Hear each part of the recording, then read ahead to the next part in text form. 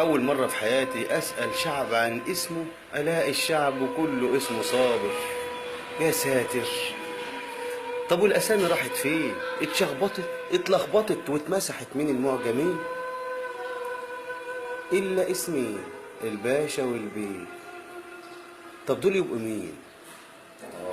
دول أصحاب الجنيه، دول اللي فضلوا في لوحة الأسامي بعد حذف المعاني، وكل صابر يعاني إلا دول. عجبي عجبي على بلد ما فيهاش غير 3 أسامي: صابر والباشا والبيه.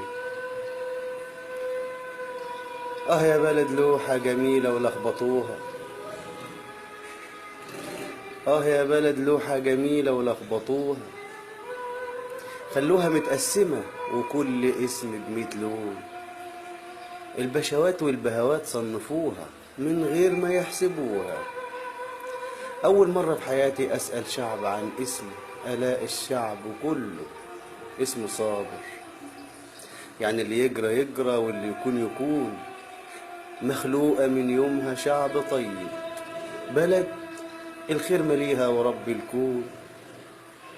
البلد هي بس البدل اتبدلت، كل بدلة ماسكة في ايدها قلم، يضغط يشخبط والشعب ياخد القلم.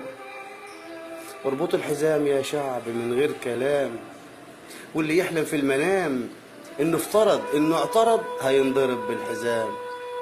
والشعب صابر بس صبره له حدود، يا بدلة قاعدة على الكرسي والفكر كله شرود. ينفع به ولا باشا من الفلوس يقبض ملايين، زي المذيعين اللي هم زايعين انهم اعلاميين. طب والمساكين اللي واقفين يتفرجوا، طب ما دول كمان بيعرفوا يرقصوا اللسان فشر البغبغان. طب ما احنا كلنا من جد واحد، كلنا احفاد الفراعين. يا بدلة قاعدة على الكرسي والفكر كله شرود، الشعب صابر بس صبره له حدود.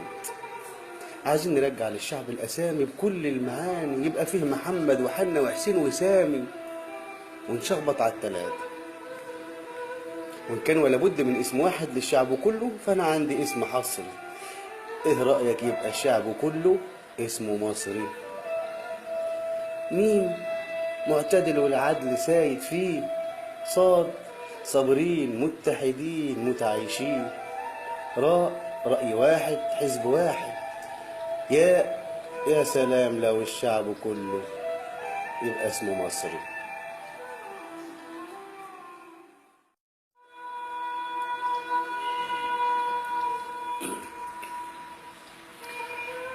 أول مرة في حياتي أسأل شعب عن اسمه، ألاقي الشعب كله اسمه صابر.